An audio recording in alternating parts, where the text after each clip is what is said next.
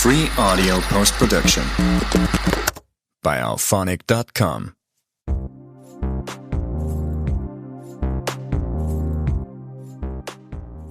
Hey everyone, this is the Love of Cinema podcast. We like to talk movies. If you like to talk movies too, you come to the right place.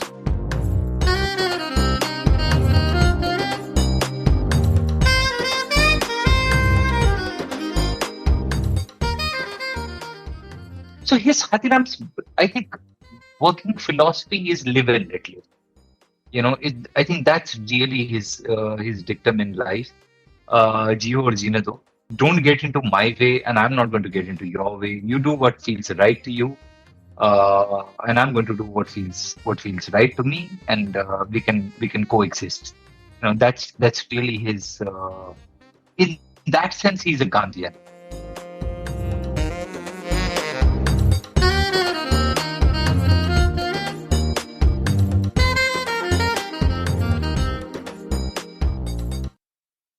The much anticipated second season of Paatal Lok did meet heightened expectations. In fact, I would argue it turned out to be superior to season 1 on some counts. The engaging and thoughtful moody crime thriller has taken an early lead as the show of 2025. And ever since I watched it, it has somewhere lingered in my mind for days on now. This is Himanshu, and you're listening to the Love of Cinema podcast. But before moving on, an important reminder. If you enjoy organic conversations centered on Indian cinema, Love of Cinema podcast was created for people just like you. So if you enjoy the podcast, please do consider supporting the show. Love of Cinema podcast is my labor of love. And with every episode, I've attempted to create something that cinephiles will continue to find value, not just today, but over time as well. If you find value in the conversations on the pod, please do consider supporting the show. Your support will help me continue creating content with shelf life for fans of Indian cinema everywhere. You'll find the link to support the show in the show notes. You can also support the show directly from the podcast website. It's fast, it's easy, and your support is greatly appreciated. Back to today's episode. I was delighted to welcome back showrunner Sudip Sharma on the podcast for a chat on Paatal Lok. Sudip needs no introduction. He has written some of the better films of last 10 years, including NH10, Udta Punjab, and Son Chidiya, as well as the hit Netflix crime drama, Kohra. Sudip was a guest previously on the podcast for a deep dive of Son Chidiya, and we had a great time chatting about that film, a favorite of mine. In case you haven't, do check out that episode as well. That was episode 44. On this episode, Sudip and I jammed on the prevalent themes in season 2 of Paatal Lok, Hathiram and his philosophy, his politics, manifestation of violence, father-son relationships, and keeping a major chunk of dialogue in the local language. We also touched on season 2 of Kohra, which is expected to drop late this year. And yes, I did ask him why Balbir won't be returning in the second season of the show. Here goes. Hey Sudip, how are you doing? I'm very well, thank you, Himanshu. How are you? I'm doing well. Thanks a lot. First of all, thanks a lot for coming back on the podcast. I know we spoke on the podcast sometime back about Son Yes, a Chidiya. couple of years back. Yeah, I remember that. Very few people speak about that film, so I was happy to do that one. Yes, I love that film. I simply love that film. It's one of my favorite films of last 10, 15 years. When I saw Paatal Lok season 2, I thought, okay, I need to have Sudip back on the podcast because I love this season, even more so than the first season. And I just thought that there's so many questions in my head. So I said, okay, let me see if I can pick Sudip's brain on that. Thank you so much. So, Sudip, first of all, I've been dying to ask you this. So, in the world of writing, there is something called killing your darlings. So for those who aren't aware of what that means, it refers to ruthlessly editing and trimming what you write in the greater interest of the story. So, but Sudeep, you lend a whole new meaning to killing your darlings because you're literally killing off some of the most widely loved characters of your stories, right from Kareena in Udta Punjab to Sushant in Son Chidiya. to Ishwak and Tilottama here in Paatal Lok too. What's going on there? If you can tell us a little bit about that. Is it just that in this big, bad, cruel world of ours, good folks cannot exist for too long? Yeah, it's partly that. I mean, so what, the characters really exist to, in my book, they exist to serve the story, and they exist to take forward some of the themes that you're trying to, portray with with a particular film or a show. And in service of that, yeah, I mean, whatever it takes. So I mean, so they've all in my defense, I would say they've all died for different reasons.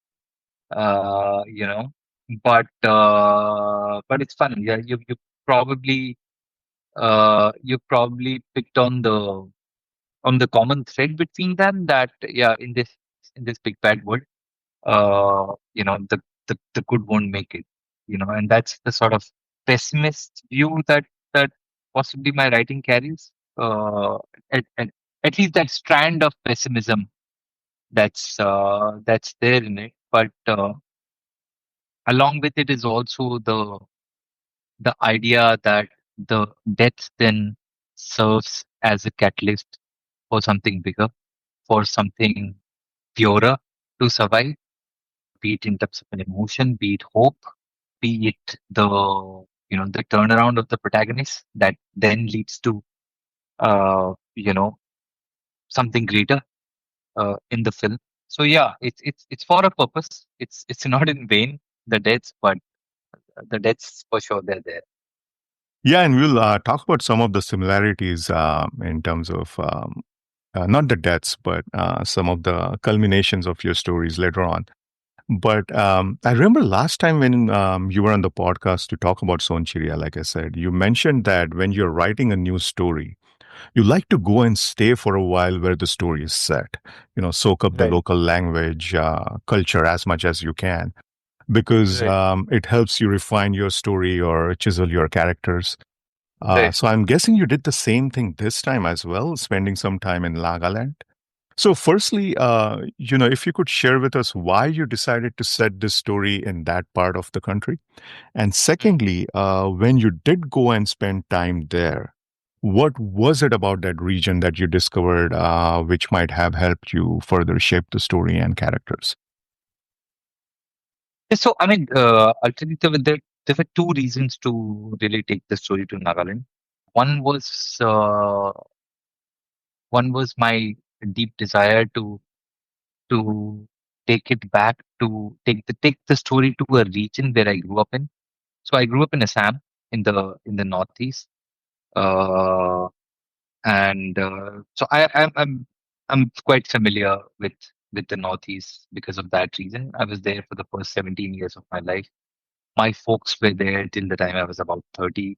So I kept traveling back, and I've had a strong, deep connection with the northeast. So that was one reason. I wanted to. Uh, Padaluk, the first season was about Delhi, which is sort of, or sort of in a large way about Delhi, and that has it's been one of the cities that have shaped me, Delhi, because I've spent my college time over there. So I wanted to take it back further back to my childhood. The story. The second reason was kind of take it away, as far away as possible from the first season.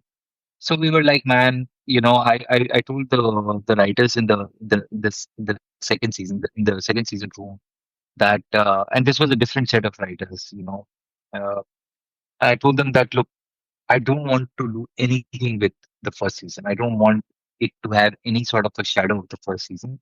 Let's just say that we are borrowing the the protagonist and a few characters. We are borrowing Hathiram and Ansari and Hathiram's family from the first season, and the police station dynamics. Apart from that, everything else, let's just make it fresh. And so then the next question was, okay, but where do we then take it to? And then it was like, as far away from Bundelkhand and UP and all this belt as we can. And they were like, how far can we go? And they were like, we can go all the way to Nagaland. So like, okay, let's go to Nagaland. It really was it really was also that. So that's how it came to be. I'll be honest, I had to do less research this time in a way because I was familiar with the place. So it's not like I was I was entering a Right. totally new area, but I had to update my knowledge of the Northeast because it had been a few years since I been at more than 20 years since I had left the region, and also Nagaland is not the same as Assam, and of course I needed like a little more understanding. So we had a researcher on board from Dimapur, from Nagaland, and she came on after we did the first draft. She came on board, and then she took us around. So we had somebody local to act as a guide and be there throughout the sort of the making of the show, both in terms of the prep as well as. Any elements of the show that you had to reshape a little bit, or like I said, like chisel a little bit more once you were there and once you were in the middle of that region? Yeah, it's a very complex culture, a very beautiful but a complex culture. And by complex I mean very different from ours, and hence the complexity, very different from the culture that, let's say, for example, I grew up in. So I mean, if mainland India, as we call it, or as they call it, is about caste politics, Nagaland is a lot about tribal politics. So the tribes are sort of the basic unit of organizing the society over there, as compared to caste or class in the rest of India. It's the only state which is the only sort of Baptist Christian state in the country. So these were nuances that you understand once you go there, and then you try and incorporate some of those elements into your story. You also don't want to sort of be cultural appropriators. So you want to make sure that once you go there, you've got your fundamentals right. You're also not offending anyone. So if that meant we initially started with the idea of using actual tribal names and actual tribe names and stuff, but then we realized that can lend itself into controversial territory. For example, Thom, if he was from an actual tribe, then you always have the thing of, oh, we showed one of our tribesmen as as the villain of the story, or as the bad guy, but you showed the other tribe as well. There's a lot of rivalry between tribes as well, and all of that, which we once we went there, we realized, oh, how sort of how real it is, and then you're like, okay, let's create fictional tribe names which are sort of taken from real tribes, but they are completely fictional. So we are also kind of not offending local sentiments and stuff. So yeah, there were a lot of these things that we had to be mindful of. One of the great things about this season was the actual use of the local language, which kind of lends so much authenticity to it. Because the people there are obviously going to talk in their own language. Right. Was that like a conscious decision that you guys took, or was that something that it was always in the script, or it just came naturally? No, I mean, it was always in the script, but it was a conscious decision even at the scripting level. Like I knew that I wanted a lot of Nagamis in the. I wanted it to be real. I wanted it to feel authentic. I wanted the characters to speak in the language they would normally speak in, in real life, and it's also a language that I'm familiar with. And I speak Assamese, and I grew up in Assam. So Nagami is kind of a pidgin form of Assamese. So it's a language which is easy on my ears. It doesn't throw me off. And I wanted that. I wanted the show to have that authenticity in terms of the spoken word. So it was always there, part of the plan. Did you really think about, what the how the subtitles would board, or would that be a problem for some of the viewers, or that was never a concern? I mean, honestly, it wasn't a concern. I mean, what I probably wanted to believe it wouldn't be a concern.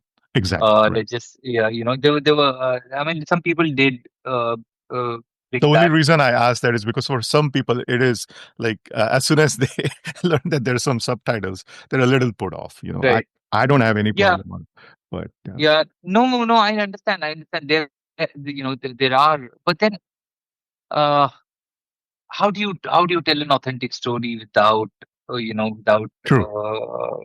the spoken word being authentic? And for me, that's very important.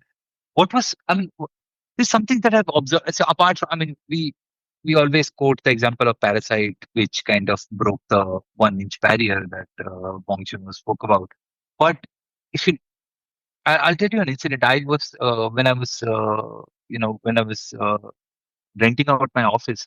I met someone, uh, a Gujarati guy, middle-aged Gujarati guy, and he started, and really one of the society guys who want to vet you and want to know whether what do you do and stuff. So I told him I'm a filmmaker, a little awkwardly because sometimes they react not so well to it.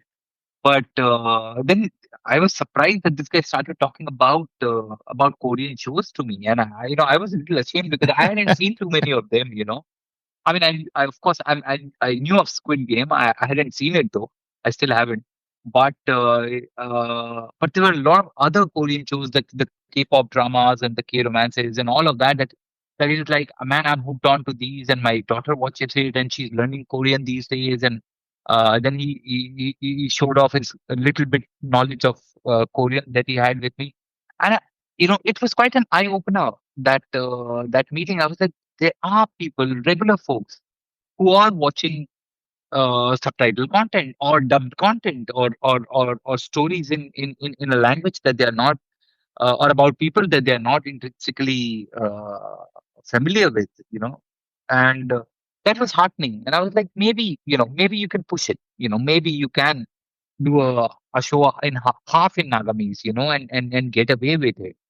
Uh, and so it was like, yeah, we tried that. And thankfully, before that, I had done Kora, which was in Punjabi, which had done reasonably well.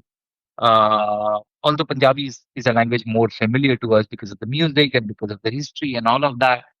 But still, I think we are opening up as a culture, as a viewing audience. I think we are more and more sort of open to the idea of subtitles and dubs than we were, say, 10 years back. Right, right. Let's come to Hati Ram, Sudip. I want to start talking about the character itself, and I want to Oh, start talking by talking about the name itself. It feels like a character name that was very well thought out. There is even a scene in the show, and correct me if I'm wrong, but I believe Gul Panag makes a reference Right. to Hati His Ram's memory. elephantine memory, right? Yeah. Which comes in Right. handy in his line of work. But Right. just the name Hati, has certain connotations which seem to check off with respect to Hati Ram Chaudhary. An right, elephant is slow, but he moves at a leisurely pace. But he's also an right, animal that is rarely overpowered, and we see that in the show. And you know right, how we have these like common connotations about some animals, right? Like a fox is always wily. We associate a snake with something or someone being venomous. We draw right, parallels between an eagle and freedom or being free. Similarly, the connotation with elephant, in my opinion, is always someone friendly, nice, and warm. Was that something that went into the thought behind the character name, or I'm just reading too much into it?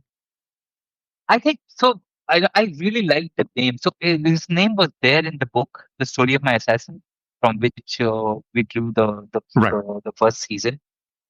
But he was a very different character. And in the book, there is an inspector called Hatira, but he's not the protagonist. In fact, he's probably a side villain or a side character or something. He appears in a couple of scenes and then disappears, and that's about it. Doesn't really have any real story. But I really I like the name, and I kind of borrowed it from there, and then we made this character of our own.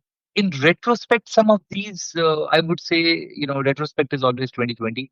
Some of these qualities that you've spoken of, they seem to have fitted into Hathiram's into into the character. Some of these characteristics of an elephant, or the kind of person we associate with the image of an elephant. I don't think it was all very well planned from Planned from out. from day, Right. from day one, but I think it kind of came together, you know. Interesting. Another thing about Hathiram is that, Hathiram is probably someone, who comes from a lower middle class strata. And we have this kind of an image about that person in terms of their politics. And again, often these are marred by stereotypes, but Hathiram seems like a person who is truly a liberal in the truest sense. He isn't someone who is a virtue signaling liberal.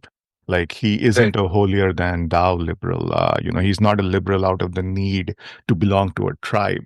He's someone who's really liberal in his thought. And right, there are many instances in the show that made me feel likewise, because when he learns Imran is gay, he's a little startled, perhaps for a second or two, but that's it. He's not someone who's taken aback by the fact. He's also not someone who judges people like Raghu or Rosie or any of the other people. He's also right, not someone who fusses over his son's girlfriend, which was right. very interesting, I thought. Because if you think about a father coming from that kind of a strata, you would think about all these things. So I really found his politics to be interesting. Right. Yeah, he is. He is. I think it's unfortunate that of late we have come to associate the idea of someone liberal with person from a particular class, or a person who necessarily speaks English, belongs to at least the middle class, if not the upper middle class. You know, that may not necessarily be true. Absolutely. Right. That may not necessarily be true, and I have come across some really liberal people from all strata of society, although that's becoming increasingly difficult to find such people now. But yes, they do exist, and you're right. His Hathiram's, I think, working philosophy is live and let live. I think that's really his dictum in life.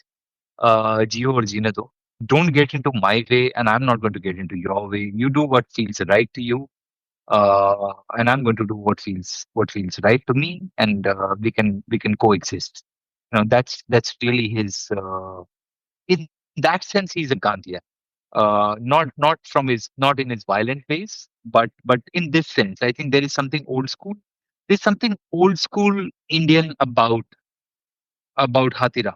In this sense, some of it is.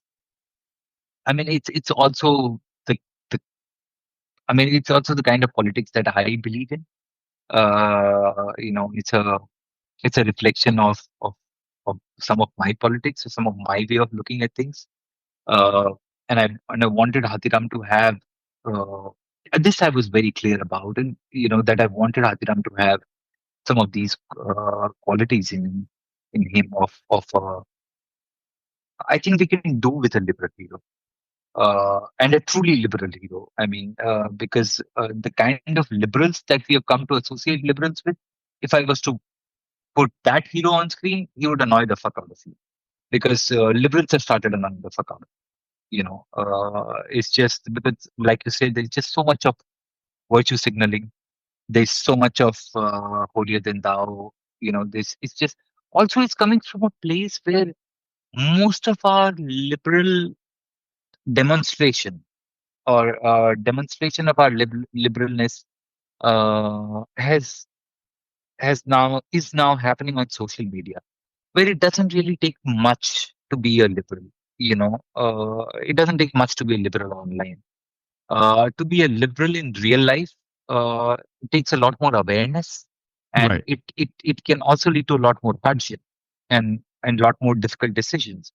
Hadiram is someone who exists only in IRL, as the Gen Z would call it. It doesn't have an online presence, and this is the world that he knows, and this is the way that he knows how to be, and he's quite clear about it. Wears it on his sleeve, and I like that about it. The relationship between Imran and Hatiram is also quite fascinating. Even after drifting away from Hatiram in stature and pay grade, Imran has a certain respect for Hatiram, that he would Right, have for an elder brother or a father like figure. And right, Hatiram too has an equally reciprocal attitude towards Imran. He feels a certain pride in Imran's ascent. It's almost right, like he also believes himself to be a father figure. I remember there are like two instances that come to my mind. When Hatiram is talking to Raghu's wife for the first time in his office. His subordinate says, yeah, Are ye to apne Ansari saab hai. And after spotting Ansari on the TV at the investigation press conference, and Hatiram immediately gets up, from his chair to go see him, like as if, he would go to see a family member on TV or something like that. right, And then there are those interesting flashbacks that Hathiram has about Imran after his bloody altercation with Daniel, when he's right, splashing water on his face, right, and all these memories, flash back in front of his eyes, him visiting Imran at his home, dropping Imran for his interview. Again, those things like almost like a fatherly figure would have about his son. right. Is that something again that that was implied, or again, I'm reading too much into it? No, there is that. I mean, fatherly figure would probably, but yeah, I mean, most elder brothers also take upon a sort of a fatherly kind of a role in the lives of the younger ones. I think it's more that older brother, younger brother kind of a relationship. There are also again, Imran also is sort of a, he has that, Ansari has that old world rule book about him. Old world uh, sort of, you know he's an old soul, as Hatiram is, and they sort of, I don't know what your relationship with your first boss was, but there is something, if he's, especially if he's a good guy, then he tends to become a mentor for life, For or sure. Right. for a large part of your career. I had that with me. I remember, with my first boss in corporate, uh, and in fact, with a couple of my bosses, who kind of guided me. So Imran has that kind of a relationship where he kind of looks up to them. He looks up to this mentor. He's also fascinated by this guy who is so different from who he is, and from his experiences, and from where he comes from, uh, and has this sort of this genuine warmth about him, and unlikely sort of a likability about him, and he takes to that, and I think he really does look up to Hatiram, and Hatiram on his part, I think he loves, he loves Ansari. He sees a younger brother in him, or he's also really appreciative. In this season, he's really appreciative of the fact that the man, although he has become two positions his senior, but he's still respectful of him. He's still not let go of their inherent dynamic. And there's something really interesting about that. Where, because of the hierarchies, he's supposed to call him sir, but in return, Ansari also calls Hatiram sir, and there is this there's this really nice, awkward sort of a chemistry between them because of that, which eases out as we go into the season, and that was fun to explore. No, it was well thought out. We really kind of, we arrived at it, slowly and steadily. Yeah, speaking of elderly brothers and fathers, um, I believe there was an episode in season one which is literally called Fathers and Sons. There is a fleeting reference by Hathiram about his contentious relationship with his father. That popular line when Hathiram mentions in season one that आधी जिंदगी बाप की Right, आंखों में देखा है उसका बेटा चूतिया है. And right, I remember in Kora, we got to see three fathers, Suvinder Wiki, Manish Chowdhury, and Varun Badola, and their respective contentious relationships with their kids. right. And I'm just thinking, relationships with fathers, is that something that interests you and is often explored in your stories? It does, and I think it's true for all men. It is uh, apart from your partner, possibly the most important relationship of your life. And in terms of the foundation, the foundational relationship, that's probably the most important relationship for men, because that's the first hero you look at. And with men there is just so much of uh, it's the person you look up to, it's the person you want to be like. At times it's the person you intensely dislike, and you want to be as far away from him when you grow up as possible. But at some point of time you realize that you are ending up exactly like the man, you know exactly like your old man. And there's this very intense, interesting relationship that most men I know have with their fathers. With the mothers, it's generally a less complicated relationship. And I'm generalizing here, and that's why I'm using the word generally. But it's generally a more loving and a more with mothers, and a more straightforward sort of a relationship. Although I've also seen some very complicated mother son relationships as well. But with fathers, it's just the first major building block of your emotional intelligence, that you receive from your father. And yeah, and it's that it's something that Hathiram grapples with. And it's not just, I think, when your relationship with your father is also a reflection of what your relationship with your son is going to be like.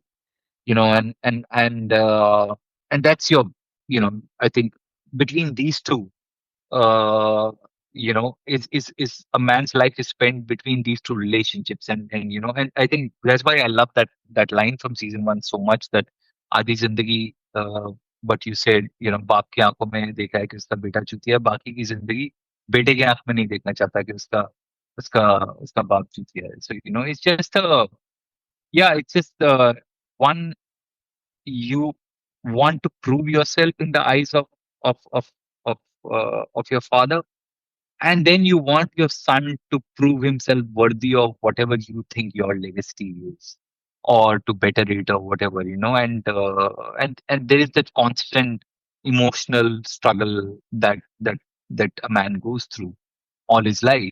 The first 30 years are dedicated to the father, and the subsequent 30 years are dedicated to his relationship with his son. So it does fascinate me. It does fascinate me. I mean, I've had a reasonably good relationship with my father, I would say, although there are moods of contention. Of course, right. But as I grow older, I realize that I'm becoming quite a bit like him in a lot of ways, whether I like it or not. Past is And I like prologue, that. right?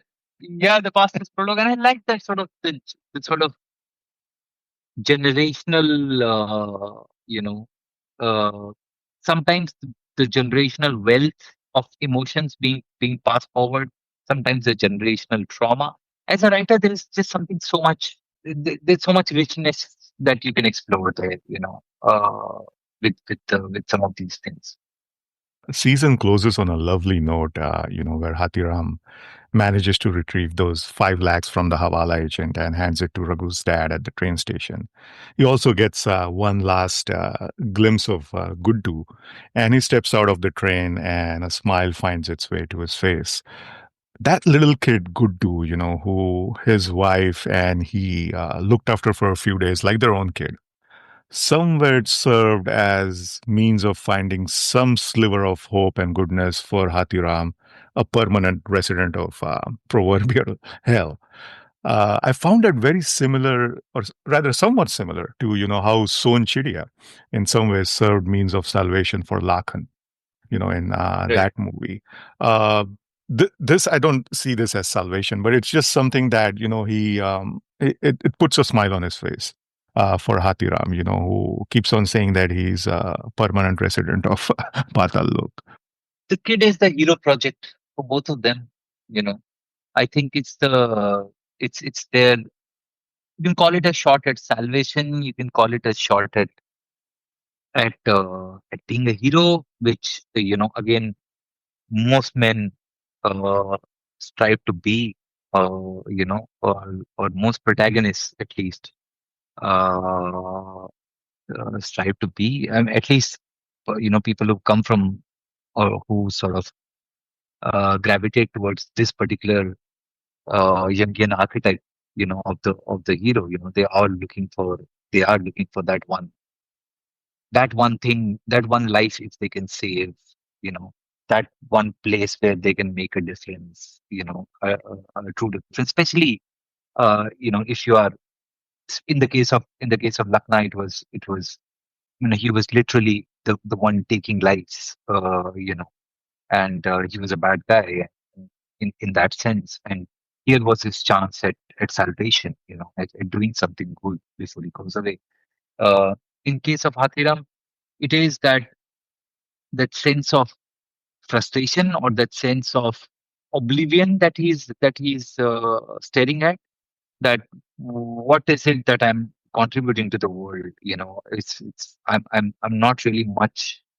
I don't amount to much at my job. It's not that I'm supposed to be a cop, but I'm not really making a difference to the world in any form. And here is this kid, and possibly subconsciously, in saving him, Hathiram wants to save himself. Have his shot at that fulfillment more than salvation, but that sense of feeling fulfilled about about what he does, and which is what that smile indicates. That he, let's just say, he needs that kid uh, to tell himself that the world is not so bad and that there is still hope left in this world. And for that, he badly needs the kid to survive and to do well and to thrive in life. And that is his hero project. Uh, you know, in that sense, yeah, And I also love that little touch that there is a band playing at the train station when he goes there. There's a brass band that's playing, and that's kind of nice because Raghu was a band player, and so it kind of gives it nice closure. So that was very nicely yeah. done. Love that. Sudip, I wanted to talk about another fascinating character and the casting about for this character as well. That is Ken. He's a man of faith. He mentions that we already have a God. We just needed a miracle. He speaks in Right. a very like a, I don't know. I don't want to say a pastor like or something, but it's a very spiritual, religious way of speaking. And he also tells Hathiram that he's already paying for his sins because he has kidney cancer. Can you talk a little bit about Ken? And then I want to talk about the casting of Janu Barua, which was excellent, I thought, for this. And how, I don't know why, because the characters are not similar at all. But he kept on reminding me of John Huston from Chinatown. Maybe it's the glasses and just the stature of that person, and also because he happens to be a director. So maybe, but can you talk about that? We were just talking about men and their hero projects. So Ken is also someone looking for his hero project, and for him, it is the sort of the this particular conference, which or this particular summit, which can sort of lead to this. this development in Nagaland. So he has taken upon himself this onus of sort of bringing peace and prosperity to the region, and that's his hero project. And no matter what comes in the way of that, he's going to push for it, and there are going to be casualties to to this sort of obsession of his, in a way, and he's willing to take that. He's willing to. So there is something spiritual about that, about the way the man goes about it, but there's also something very sort of warrior like, in a way that that And it makes things sense you do because he for the used to be a militant, right? So things you do for the greater good, and he's sort of willing to pay the price, and that there are always going to be casualties in war. That's how he kind of sees it in a way. Uh, but he's willing to pay that price. So that, yeah, I mean, it's a complex character. It's a complex character. Somebody who inherently has the greater good in mind. But whenever we talk about the greater good, we uh, also have to acknowledge you know the the the the cost that some have to bear. The ones who are sacrificed in the service of, or in the cause of the greater good.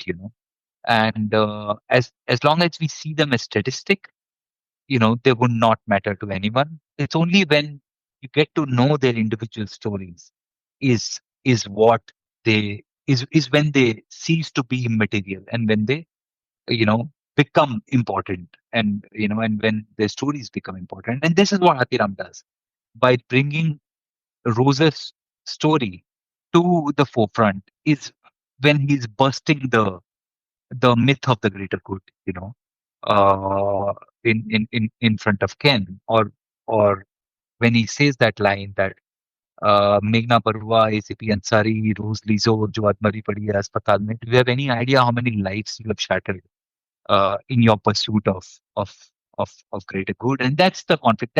That's a conflict that has been. It's one of those classical conflicts in drama, right? And that's what interested me about it, about this man wanting to do something good for society at large, but willing to pay the price that it might take. And here's this other man who is saying, "Hang on, it's not as simple as that." And that argument is kind of fascinating. That debate in drama is always fascinating to watch. And yeah, Janu sir, he was fantastic. It was Avinash's idea. Avinash directed the show, as you would know. And he happens to be from FTI, which Avinash also happens to be from. And he said, "How about Janu sir?"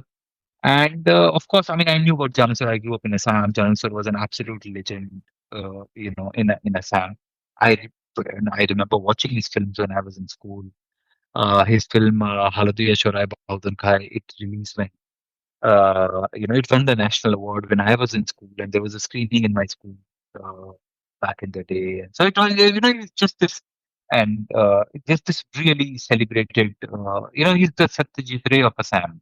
That's who Janusar is, and which approached him with a lot of like sort of diffidence and apprehension whether he's going to shoo us away.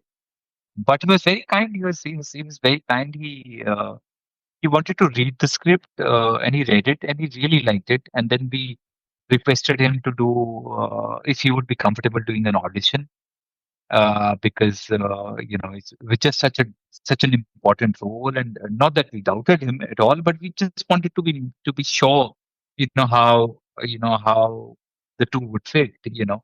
He was very kind to agree for an audition. He prepared for it, and he actually auditioned, and he was great. And then it was just after that, it was just a pleasure working with him. Although he kept telling both Avinash and I through the making of it that I will never forgive the two of you for making me do this, because He has refused several acting offers in the past. He doesn't like. Yeah, I was going to ask you, is he a frequent actor? Doesn't No, seem. not at all. Not at all. He has never acted before. But which is, he was wonderful. He was just so, so natural. Of course, it comes from the decades of experience that he has from being behind the cameras. It was just, it was all truly a pleasure working with him. Yeah, he was awesome, especially in that episode, where he's recounting how he went and killed him. And that's Yeah. absolutely chilling. When I first watched Kora, I remember dropping you a short email about this at that time that about something that the great Vijay Tendulkar wrote about violence many years ago. That, how violence manifests in different ways. It could be Yeah. emotional, it could be verbal, or it could be physical. Is that something you two have explored, like right from NH10 to Kora to Patal Lok? Because there seems to be similar strand there as well. Yeah, it does fascinate me. Violence. It scares me. It fascinates me. It's something that I've always grappled with. Not in my personal life, but thankfully, but in my in my work. Just to understand the the psyche behind it, just to understand what it takes for a man to say that I'm going to kill this other man, and what goes behind it, and what goes after it, and also what goes in the lives of these men who sort of sit at the cusp of violence and civility, people we call policemen. And if you deal with violence day in, day out as part of your regular jobs, how it affects your psyche, or if you're a criminal who takes up who's okay with the idea of killing a man, how it affects your psyche. Are you then intrinsically different from the regular guy I know? And so these are very sort of psychologically, philosophically very interesting and important sort of things to explore, and it does fascinate me. I personally do not have a violent bone in my body, but I think that makes it even more fascinating, because then you're also trying to understand, because you do know that somewhere deep inside, you are capable of that. It's just about, everyone has a limit, and be it in terms of self-defense, be it in terms of how far you're pushed to the wall, we can all turn violent, right? So it's also about finding or trying to understand what those limits are, and what makes those limits different for everyone. So Kora 2 is in the works. Looking forward to that. I read Thank you. somewhere that Balbir won't be returning in Kora 2. First of all, is that accurate or is that something still under the wraps? Or No, it is accurate. Yeah, okay, which is very yeah, given. interesting because especially after the closing note of season 1, which was terrific, where we see him, sitting in his car outside Indira's house, in two minds, Yeah, and Indira turns on the light and comes out and opens the gate. So, maybe we'll talk about more about that closer to that show's release. But that's kind yeah. of I mean, we started the podcast with the idea of kill your darlings. yeah, So yeah. there you go. You're Uh, staying on brand, Sudip. Yes. yeah, yeah, totally on point. Yeah, yeah. No, I mean, I'll be honest. It was a difficult choice, but I honestly felt, all of us felt, in the writers' room, that we ran out of stories for him. That we closed all the loops that we had to close with his character. He found his closure with his daughter. He found his closure at work in a way, uh, and with Indra coming out and switching on the light, kind of found his closure with her as well. And I, I thought we couldn't give more legs to his story for another season, and hence the idea of killing one more darling and introducing Right. someone else. Staying the course. Yes. Yeah. And well, when can we expect season 2 of Quora? Roughly next year? No, I think end of this year, hopefully. Oh wow! November. Oh, great, great. So it's already on floors. Yeah. We already shot it. I'm editing it right now. Oh wow! Okay, I didn't know that. Okay, I thought Yeah. this is in scripting Yeah. stage. No. I came back from the shoot end of Jan. Oh wow! Awesome, awesome. So really look forward to that. Really look forward to that. I love that show. Finally, Sudip, we're going to play a round of rapid fire game that I call Shoot. Where I'm going to ask you questions and you're going to shoot back answers without thinking too much. Okay. The gold standard in crime drama writing, in your opinion, stuff you find yourself going back to time from time. The Sopranos and The Wire. Okay. The last movie or show that blew you away. Adolescence. You probably already answered this, but Breaking Bad or The Wire? Oh, The Wire. A deceased actor you wish you had a chance to write for. Irfan Sab. Okay. A present day actor that you're keen to work with, write for. Vijay Sethupathi. Oh, nice. Favorite literary work of fiction of last 25 years? Last 25 years. Okay. I mean, it's very difficult to pick one Anyone? book. Sure. Antim Aranya came out in 99, 2000. Yeah, so Nirmal Verma's Antim Aranya is a. I mean, yeah, I don't know if I can call it the favorite one, but I do Okay. I do love that book a lot.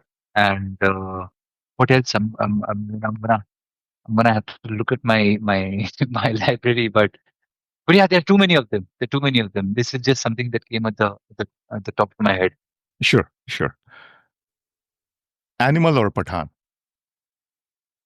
I haven't seen Pathan, but Okay. I have seen Animal, so I'm gonna say Pathan. Inglorious Bastards or Jackie Brown? Inglorious Bastards. Amar Akbar Anthony or Don? Dawn. Baby Reindeer or Adolescence? Oh, it's a good one. Adolescence. And finally, a genre you would like to explore. Comedy. Wow. Okay. Anything in the works? Yes, there's something that I'm currently writing. Early days, but yeah, let's see. Fingers crossed. Cool. Cool. Well, thank you so much, Sudip. This was great. And it's great to have you back on the podcast and also do this little round of rapid fire. Thank you, Himanshu. It's always lovely talking to you. Thank you so much, Sudip. If you liked the episode, do consider supporting the show. Your support will help me continue creating content like this.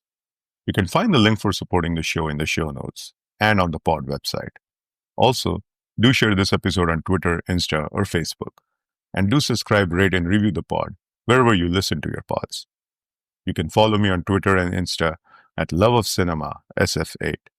Feel free to reach out there or by email with your comments, feedback, and suggestions. You can find my email in the show notes. That's the episode. This is Himanshu signing off. And as always, thank you for listening to the Love of Cinema podcast.